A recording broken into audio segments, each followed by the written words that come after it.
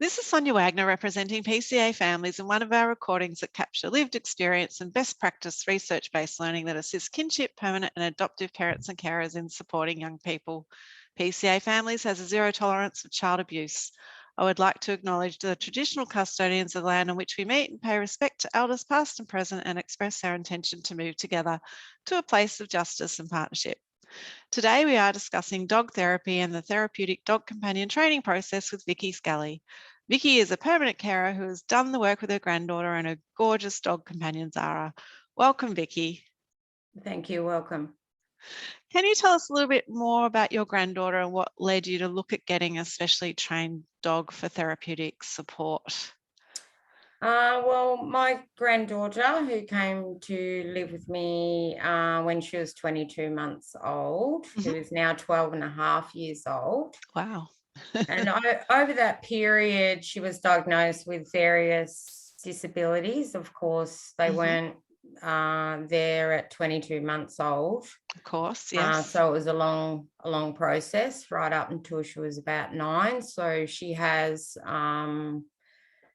ASD, ADHD, sensory processing disorder, coordination disorder, learning disabilities, early childhood trauma, anxiety, depression, and her main diagnosis, which was pretty much our last diagnosis, was the fetal alcohol spectrum disorder. Okay, yeah. So the reason I started looking at assistance dogs was mainly because of all her disabilities are invisible disabilities. Yes. And they weren't present on the outside to someone else that did not know the person. Good point. Yes.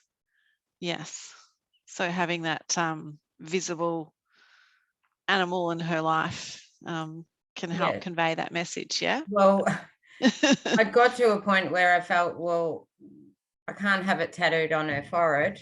How do we alert others? Because that's when I guess, some of the behaviours associated with those disabilities will come out. If, socially they don't have the capacity to be able to relay exactly what they want. The anxiety levels already probably quite high. Emotional regulation.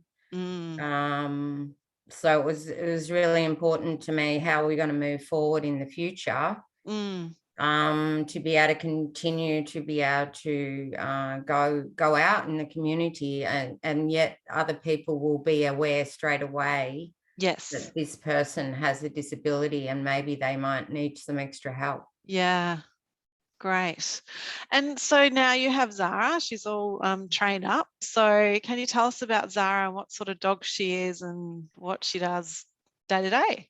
Yeah, well, Zara is a Lagotto Romagnolo, which is an Italian breed of dog, similar to a larger poodle. So she's medium-sized dog. She's non-shedding, so she has, that's why she's similar to a poodle, non-shedding. And she came to live with us when she was 14 months old. So prior to that, she was with a foster family. Okay. And she supports my granddaughter by giving her a sense of purpose for instance, for getting out of bed. So there's motivation as well. She supports her emotionally around the house just by laying with her. She gives her exercise, because obviously when you have a dog you have to go for walks. Yes. And that might not just be walks, it might be to the park to have a bit of ball play. She supports her by going to appointments. For example, my granddaughter doesn't like the dentist, so the dog comes to the dentist.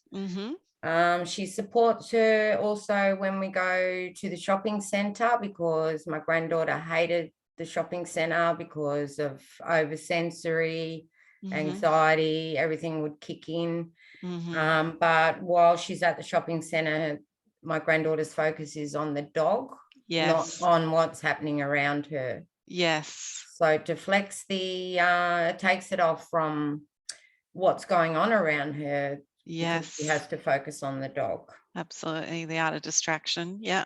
Great. Yeah, and it Yeah. also alerts the people when we're out and about in the community that this person actually has a disability. Yes.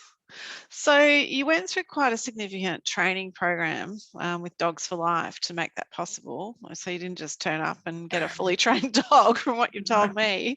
It's So it is a long process. Yes. But it's, I probably at the start thought, why is this so long? Can we not just get a fully trained assistance dog and off you go? But Yes.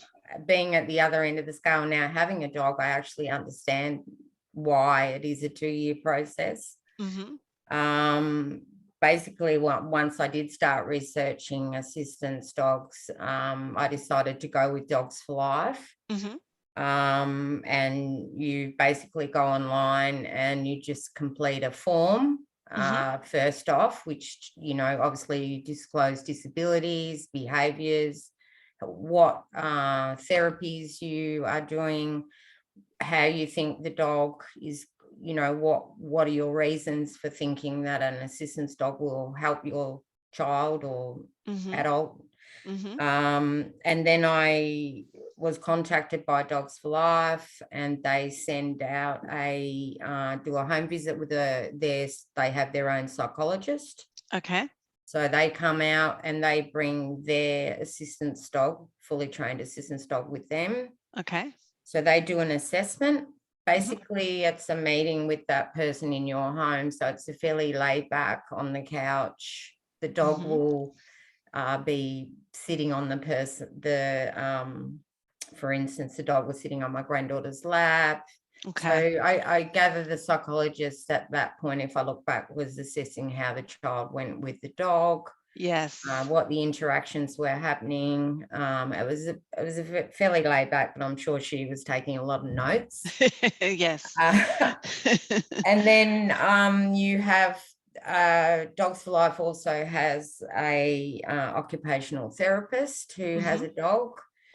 So she then came out and did an assessment at home. Okay. Very similar. I'm sure she was taking lots of notes. They obviously then get back and they have their powwows and decide, is an assistance dog going to be fit for this family or for the child? And then they send you basically something similar to a contract, which actually is very in depth and will tell you how that dog is going to support your child. Okay. What they can do. Yeah. Okay. Great. And that's just the start of the program. And then once you're accepted, and if you accept the contract, you then move on to having weekly dog training sessions for an hour with a trainer. Yes. Through Dogs4Life, and they bring a fully trained assistance dog with them. And that's for 2 years. Okay. Is that in your home or is that external to the home? That's it. That will start off in the home. Yes. Or maybe the first few sessions for just getting used to the whole comfort thing of a dog. Yes. And then that moves out into the community. So it's very slow baby steps. So it might be we just walk around the block. Then we might start going around the block to the park for a while to do some play with the dog as well. Then that obviously, when all of that, obviously then you're also concentrating on crossing roads, how you cross roads. Right. The dogs are trained to anchor. Yes. When you get to the end of the footpath anyway. Yes. And I guess as far as my granddaughter was concerned, she was just oblivious to those type of things. She would just walk out. So it was really good, really good in that respect. Yes. And then you move forward on to going to shopping centres, going up and down lifts because dogs can't use the escalators. Right. another fear we had to overcome because my granddaughter hated lifts. Yes, it's an enclosed space. I can see but that it's not a be... choice. It's yes, because the dog can, it's not safe for the dog to go up an escalator. Yes.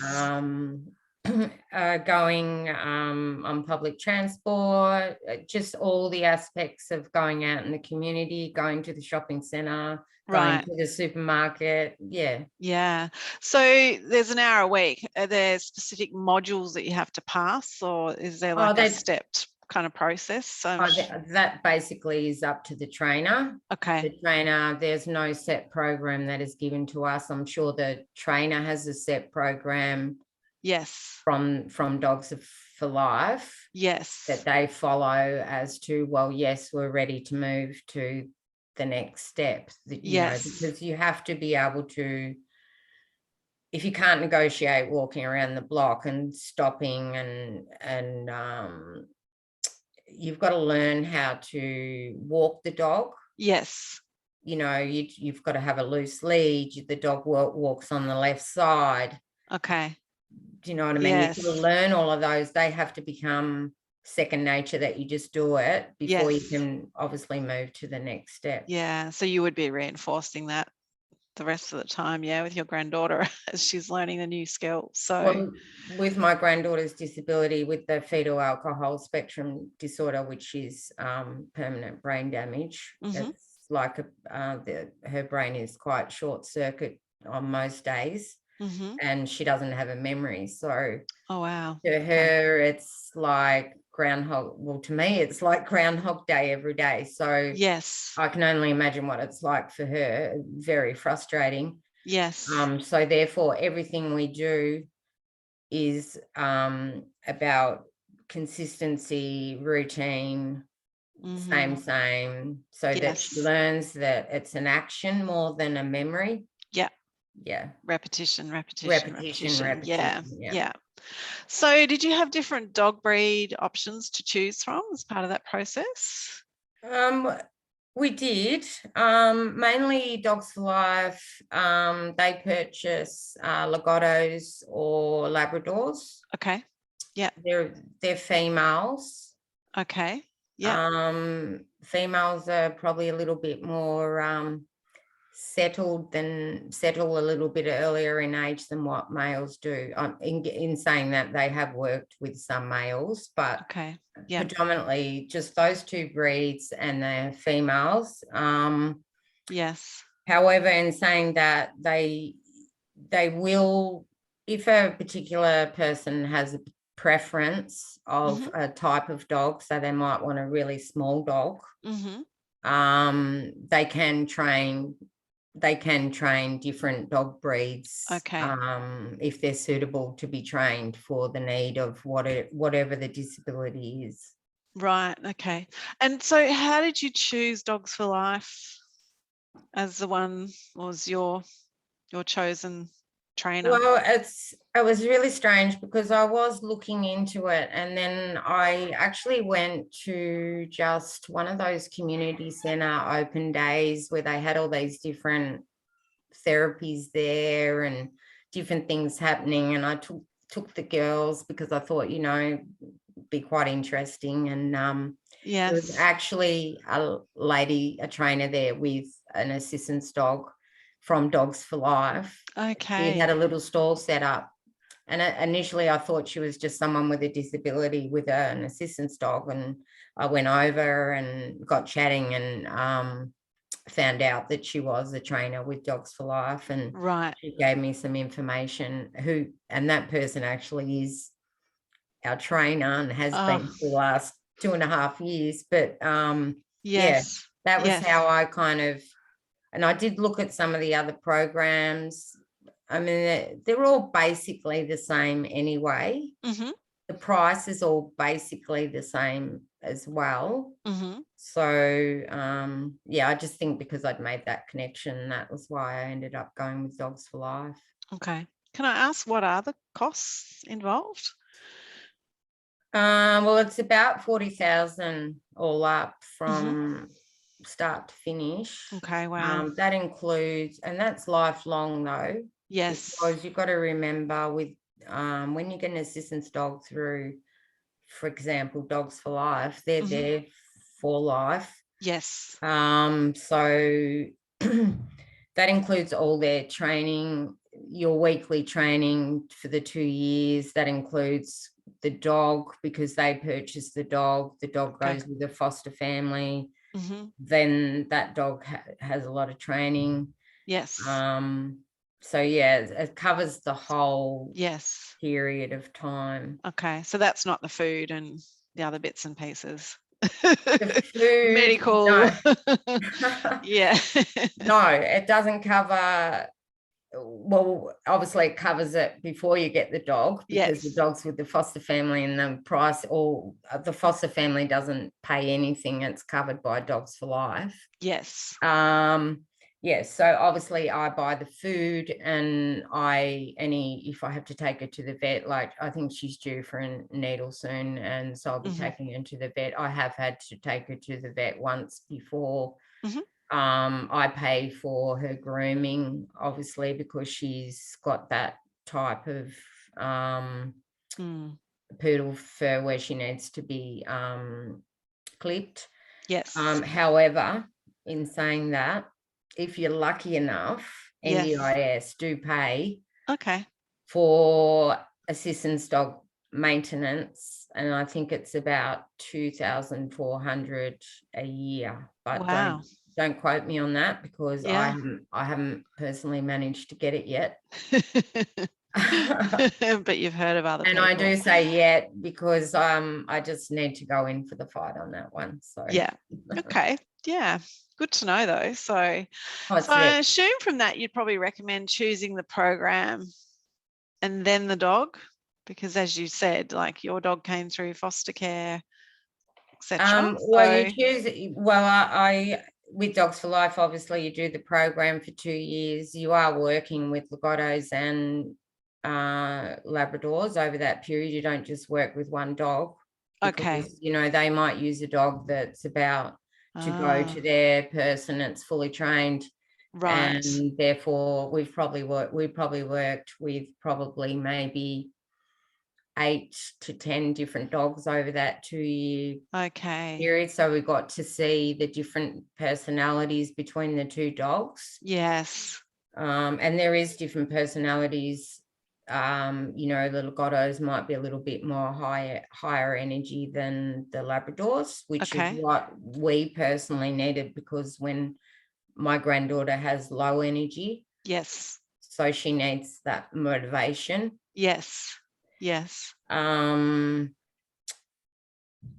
So what was the question? So it's really, the chicken and the egg. Do you choose the dog and then go and get training, or do you sort of choose the right program for your child? When it came time for us to get our dog, the 2-year process, and we were ready, and of course we were a little bit behind because COVID kind of did put everything out. Of course. So we were about 4 months behind, so it was probably 2 years, 4 months. We actually got invited to go to the uni, where they've got a program at La Trobe Uni. Dogs for Life run a program out from there, and we got to go along and meet. They said, we have one dog that would be suitable here that's going to this place today, if you would like to come along and meet her. Other than that, we have about 4 or 5 other dogs which you could meet next week. So we went along, we met Zara, and the head dog trainer was there. He's the one that matches the dog and the person up together, because there has to be a connection. And at the end of that, he said that Zara would be a good fit. You can go away and think about it. I've got some other dogs that you can come along and meet next week. It's up to you. So we went away to think about it, and my granddaughter was, I want Zara. So that was how that happened. But we did have a choice. We could have, and there was Labradors as well. So yeah, great. And what age would you recommend your child be when you're doing this? Well, my child was just over 9. That when she got diagnosed with the FASD, that was when I started looking, because it was such a lifelong diagnosis. disability that was going to cause could cause a lot of hard times for her future. And the fact that it was a hidden disability, that was, as I said, it was when I decided that, you know, we needed something that was going to tell people. I wouldn't look, you know, I can't really answer that question, because for us, she was just over 9. It's a 2-year program. She was just turning 12 when she finally got her dog. It was the same month that she turned 12. So 9, I did a lot of research. So she's almost 10 when we started the program, or just under 10. So I think that was a good age. Yeah. Because she is capable of doing things. Yes. Physically. Yes. With prompts. Yes. But, you know, would I say, me personally, I wouldn't do it with a too young a child. Yeah. Yeah. Because you've got to remember, the child cannot be pulling the dog's tail, or you can't be doing rough play with the dog. You can't, you know, there's certain rules around having an assistance dog, because they're trained not to bite. They're trained not to engage in tug of wars. They're trained not to chew your furniture. You know what I mean? So yes, there's all they need those to be treated the right way. Yeah. Yeah. So and if you had younger siblings, yes, you've got to incorporate that as well. Is that going to work? Good point. Yeah. So there's a lot of commitment from your daughter in the process, isn't there? I remember you talking to me a little bit about what she does with the dog. Can you tell us a bit more about that, the ongoing? Oh, the ongoing commitment? Well, yes. Her commitment is that it's her, the dog is her dog. I'm the secondary handler of the dog, but I'm her carer. Yes. So it's still my responsibility to remind her, but she has to physically do everything for the dog. So basically she gets up every morning. She has to take the dog out to the toilet, because the dog does not go to the toilet on your property. Oh, not on your property. Okay. Not on your property. So the dog has to be off property to go to the toilet. And the reason behind that is because you're going to take them in a shopping centre or on public transport. They're taught to go to the toilet on demand. Okay, right. So you say a basic word and they go to the toilet. So she has to take the dog to the toilet. Obviously, we just go out the front in the morning on the nature strip. Yes. She has to then feed the dog. She has to measure out. I have a measuring how much to feed the dog, because we don't want the dog ending up overweight. Yes. Because dogs will eat all day. Yes. We have to then make sure that the water is filled up. So I need to check that the water's filled up, but then I need to tell her, oh, have you checked the dog's water today? It looks a bit low, you know, those kind of prompts. We have to then go out for a walk, which is our poo walk, because the dog is in a routine just as much as the child. So she has to walk the dog. I walk behind, because it's her walking the dog. I'm just the carer behind overseeing. Yes. So then, you know, she's got to stop. She's got to remember to stop. She's got to know that when we get to the grass, that the dog goes on a long lead, so that it's given the opportunity to go to the toilet. She has to say the words. Yes. She has to pick up the poo. Yes. Wow. And that was a huge one. Yeah, for sure. Which I thought would never happen. With sensory issues, for sure. Very, very much so. It's a sensory thing. It's just disgusting, all of those things. But that's part of the 2-year training. Yes. She picks up poo, no problem. I never thought we'd ever get to that. I thought this will be hard, but she does it. Good. Yeah. And then, you know, what it is when we get home, what is our day? Is that we've got to go to see a therapist? Do we have a therapist come into the house? You know, are we taking the dog? Are we not taking the dog? She knows how to put the dog walking stuff on the dog, which is the dog harness and everything, which has to be put on, which she does all of that.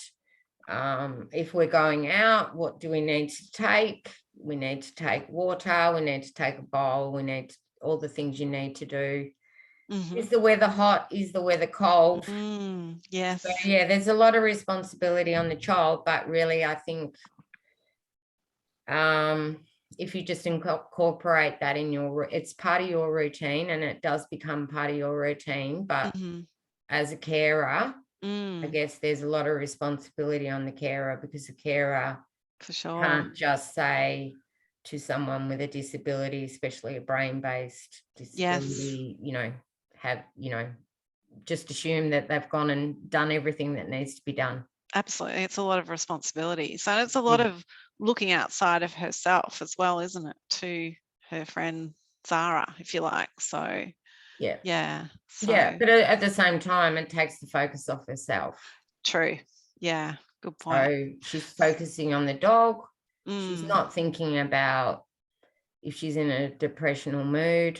The dog still needs to have these things done regardless of how she feels. So it helps her to realize that it's not just about, well, I'm depressed, I'm unmotivated, I'm not moving out of my bed today. Yes. She has to get out of that. She has to.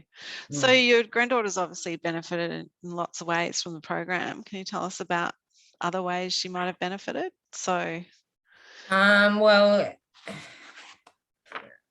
written my notes. Well, it's given her, it's improved her mental health and her well-being astronomically. Okay, great. It's reduced her anxiety, because she's now able to go to the shopping centre or somewhere that she didn't want to go before. Actually, she didn't even want to go in the car. Yes. So she sits in the back with the car. Yes. Because, you know, with anxiety coming off a lot of which is an underlying thing with a lot of disabilities, you know, they have a fear of something, you know, they're always thinking the worst. Sometimes, you know, it's raining, or there's a storm, or there's this, or there's that. It also, it gives her basically a best friend, because she doesn't socially, it's really hard to have friends when people think you look okay. Your peers think, well, why is she, you know, socially not interacting back the way she should? Yes. So it gives her a best friend. It gives her something to focus on, something that she loves and she cares about, but she gets that love back from the dog, because the dog, as long as it's fed, walked, they're full of love. Animals are full of love. So they'll love you no matter what. Yes. It doesn't matter if you're in a bad mood. It doesn't matter how you're feeling. They're still going to love you. Yes. It's given her a sense of purpose.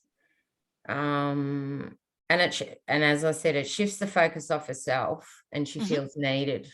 Yeah, absolutely.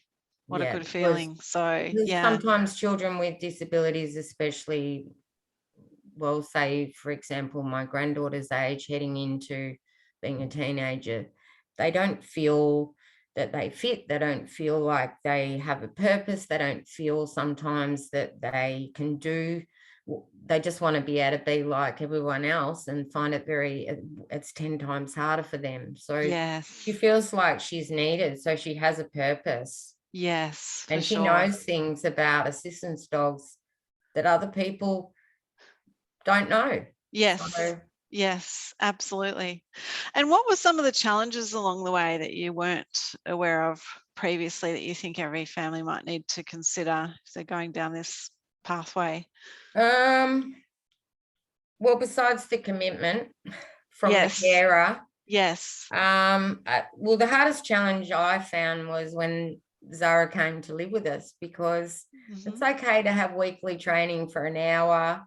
And then, you know, we had a few weekly sessions with Zara one-on-one prior to her coming, once we chose the dog, so that you know, we could do a bit of bonding. But Mhm. once the dog comes to live full time, it's very full on process. It's probably the hardest part of the process, and that's Okay. because there's a lot of rules and there's a lot of, it's a very strict program that you need to stick to.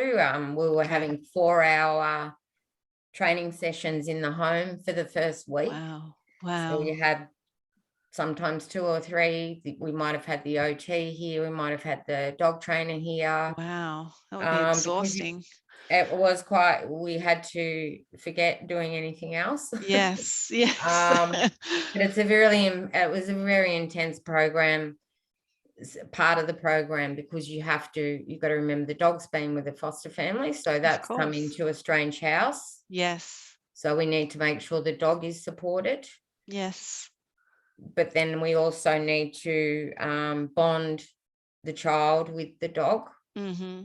So they both need to find their way together. So Mhm. that's why it's such an intense part of the Mm. program. Mhm. There's rules. Obviously, you can't be leaving chocolate around. You know, Mhm. one of my granddaughter's Oh. things was having chocolate hidden everywhere in every space in her room. Oh, wow. Yes. So, you know, we had to do some retraining around that, but I pre-started that before the dog came, Good obviously. thinking. The dog's not allowed to eat off the floor. It's not allowed Okay. to eat scraps. Okay. So, you know, we need to be sitting at the table eating. We need to clean up after us, because we don't want a natural thing is for the dog to go and eat the scraps. Of course. Yes. But then that's hard if you go to a restaurant with an assistance dog. You know, you can't have them eating off the floor. Good point. Yes. So there's a lot of all that stuff. And so, you know, I did get to a point after 3 weeks, thought, oh, what have I got myself into here? Because it was full on for me, because I had to make sure all these rules were followed that were set down by Dogs for Life, which needed to happen. I know now needed to happen. Yeah. And we still had to go for a walk, rain, hail or shine. Mm-hmm.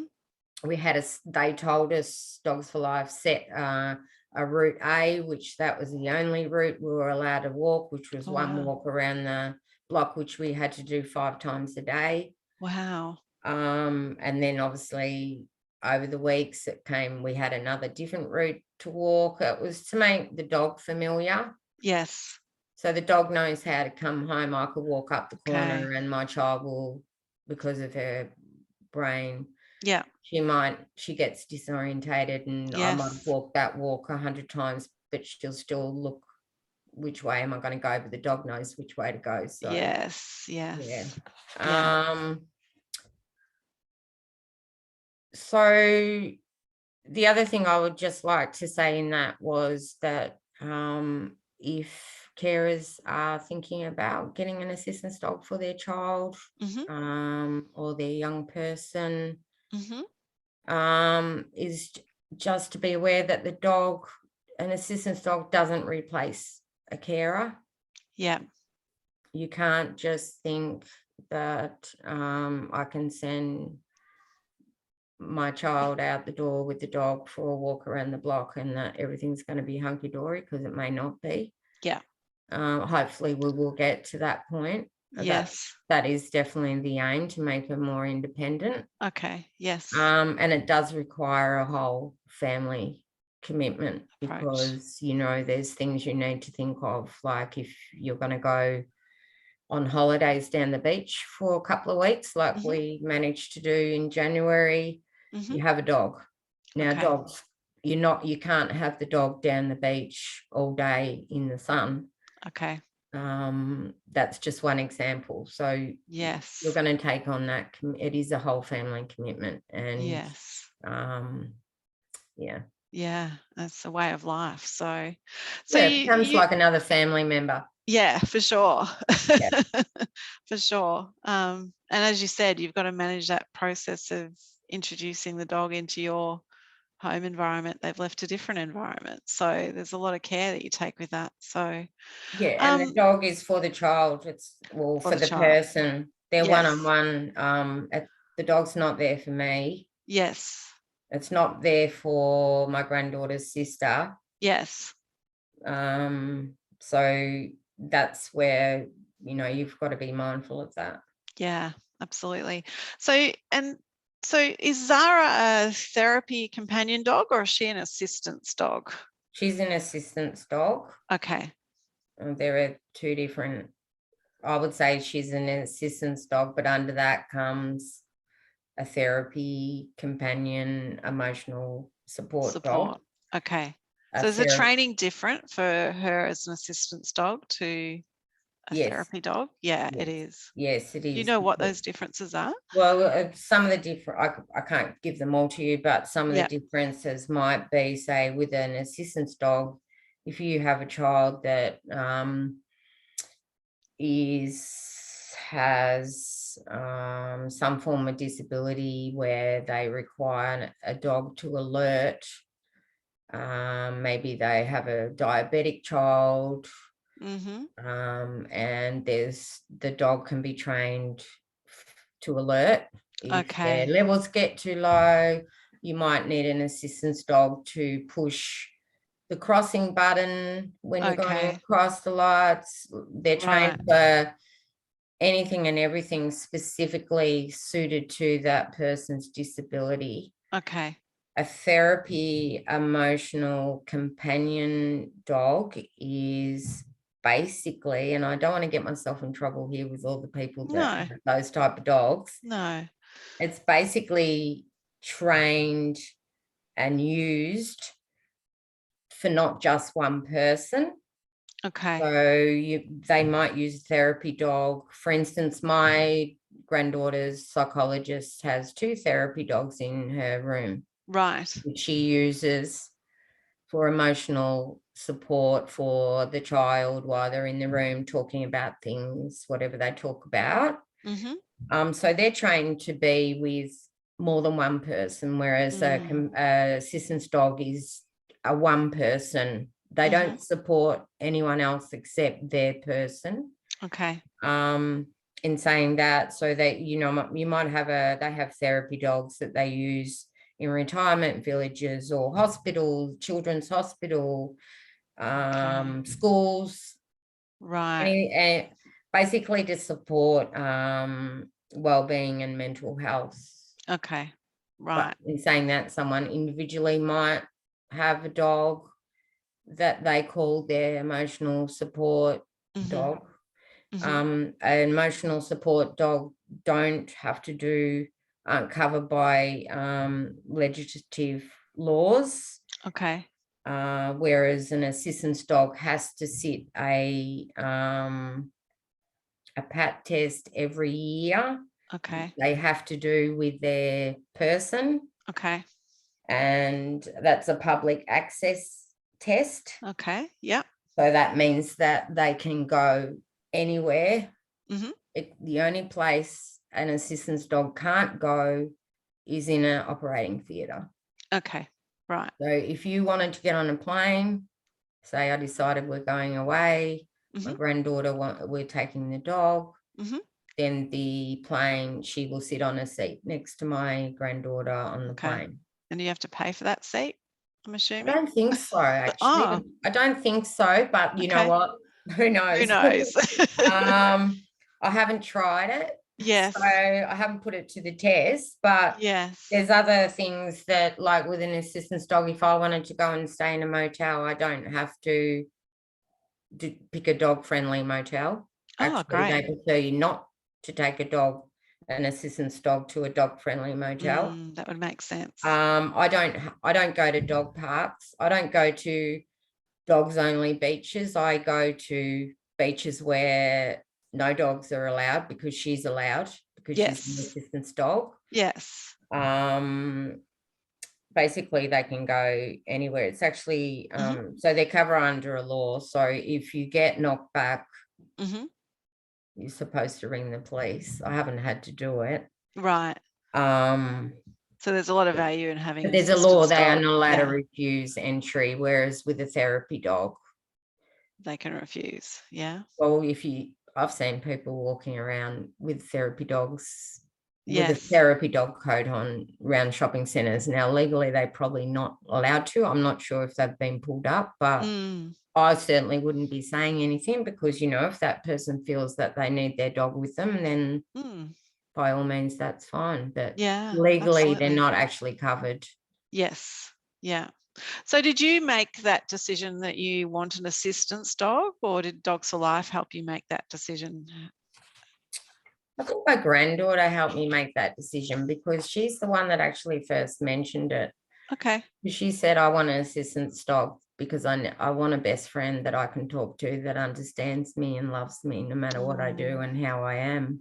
Beautiful. Yeah. So, and she'd always been an animal lover anyway.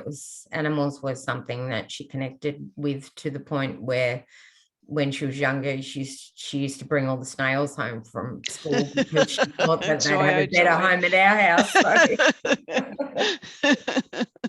Oh, that's funny. I guess any program that you're going to go on, they're going to, if they don't think they can offer you what you're asking for, they're going to tell you straight out. But I wouldn't think that case would come up many times, but it might be what your home is like. You know what I mean? You might have 8 kids and you want an assistance dog with one. Well, that may be a little bit awkward. It's going to be a lot of work. I'm not saying you can't do it because I've it's not my issue, but you're living most of the time where you live does not change whether you can get an assistance dog, because people that live in flats or high-rise apartments can have an assistance dog. The dog doesn't go to the toilet on property anyway. The dog doesn't bark because it's trained not to bark. So you can't even get refused a rental property if you have an assistance dog. Okay. Yeah. So great. It's good support.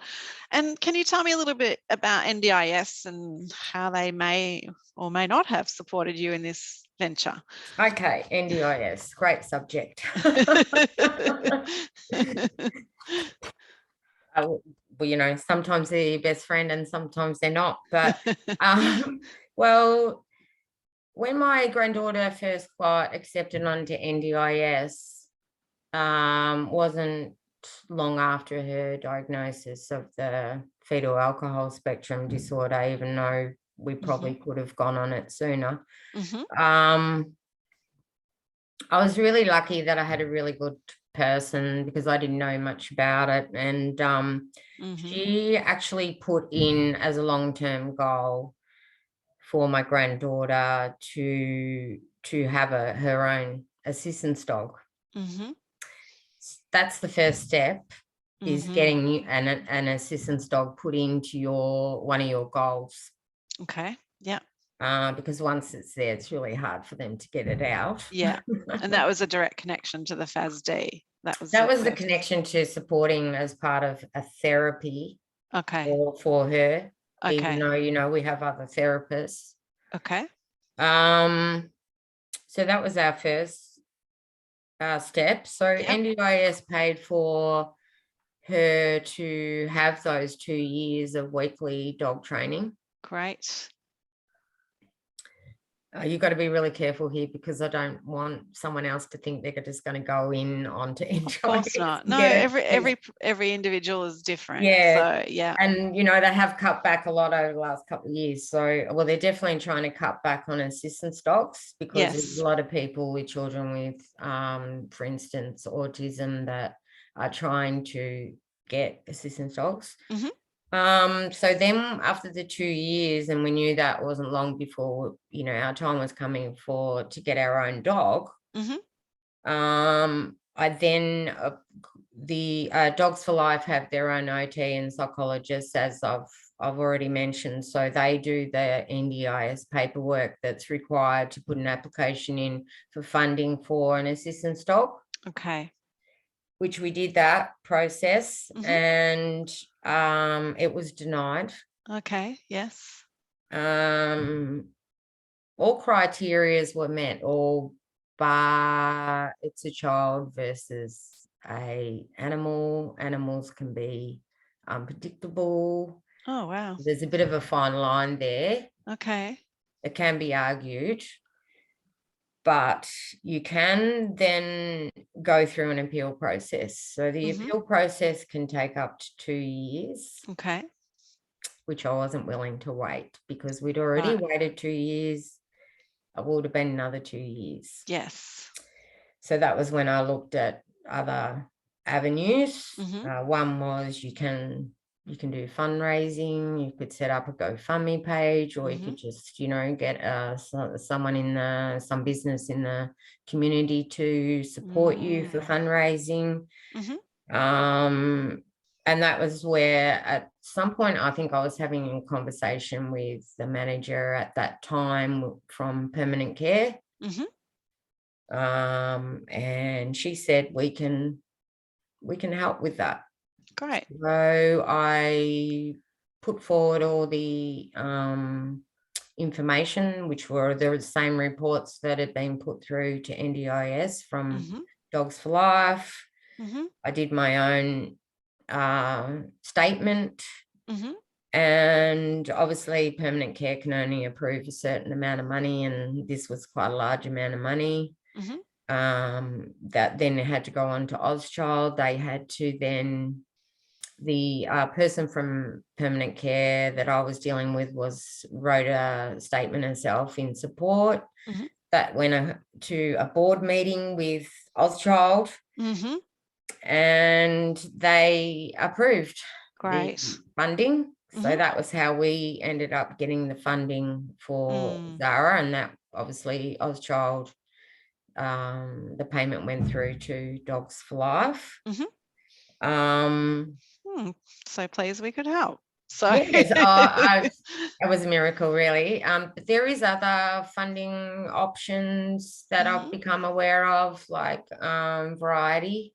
Okay. Variety will support funding assistance dogs. You have to be, their criteria is, I think they do intake once a year for funding, and your criteria has to be that you have to be denied funding from somewhere else first. Okay, right. Yeah. So, yeah.